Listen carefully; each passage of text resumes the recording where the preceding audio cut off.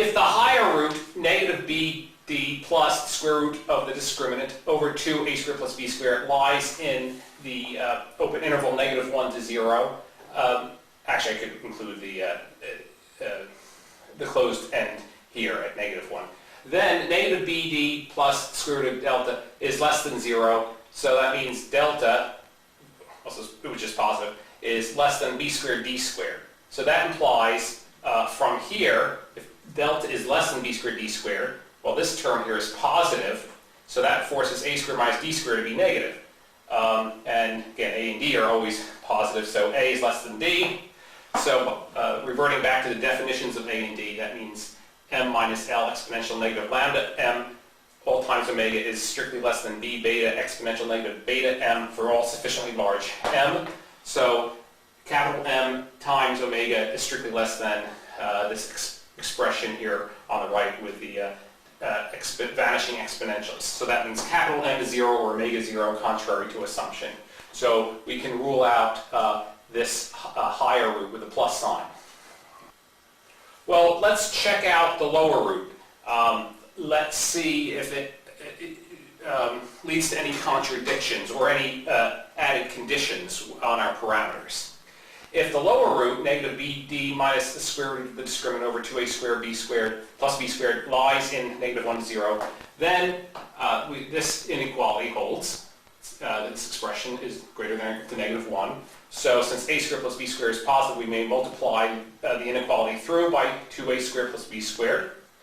And this leads to 2 times a squared plus b squared minus bd greater than or equal to the square root of the discriminant, which by definition in this problem, the square root is taken to be a positive square root.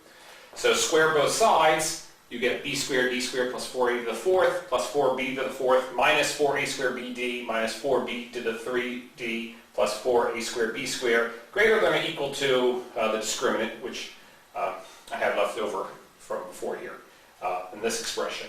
And some terms cancel on each side, and you have b squared d squared plus a squared d squared plus b to the 4th greater than or equal to a squared bd plus b cubed d. So replace a, b, and d with their definitions, and I ordered the terms in such a way from largest negative exponent to smallest negative exponent. So from 2 lambda plus 2b down to 4 lambda, subject to the condition that beta is between 3 lambda and 4 lambda. So in other words, the condition of our theorem that beta be strictly bigger than 3 lambda and strictly less than 4 lambda implies this order relation. 0, less than lambda, less than 2 lambda, less than 3 lambda, less than beta, less than 4 lambda, less than lambda plus beta, less than 2 lambda plus beta, less than 3 lambda plus beta, less than 2 beta, less than lambda plus 2 beta, less than 2 lambda plus 2 beta. First note that not all of these values appear as exponents in this inequality, but they will show up later, and we will need this order relationship.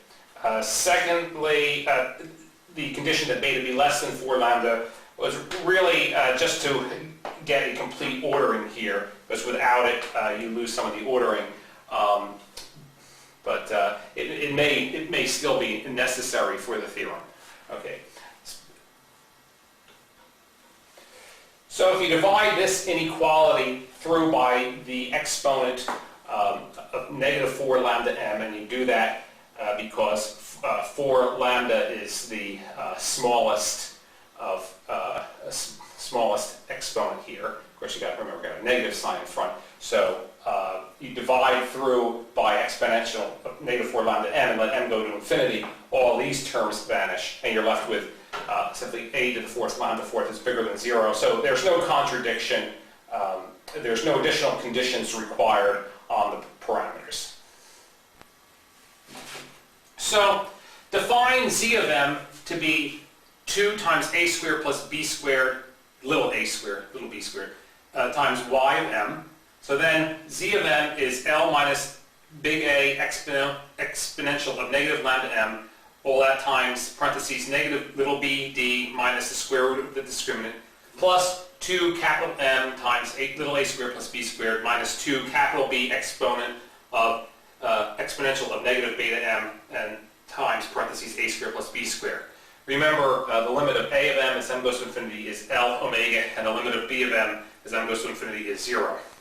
Since a squared plus b squared is always positive, that means the sign of Zm minus its limit as m goes to infinity. The limit of Zm is, as m goes to infinity, is 2 times the limit of a squared plus b squared times the lim inf of y of x, which is 2 times m minus L times L over L squared, omega squared. So the sign of Zm minus its limit equals the sign of 2a squared plus b squared times y of m minus the same limit equals the sign of y of m minus m minus L over a squared plus b squared times L squared omega squared. Okay?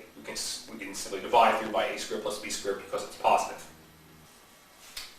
So if there exists an m star such that for all m bigger than m star implies z of m is greater than or equal to its limit as m goes to infinity, which is 2m minus L times L squared omega squared.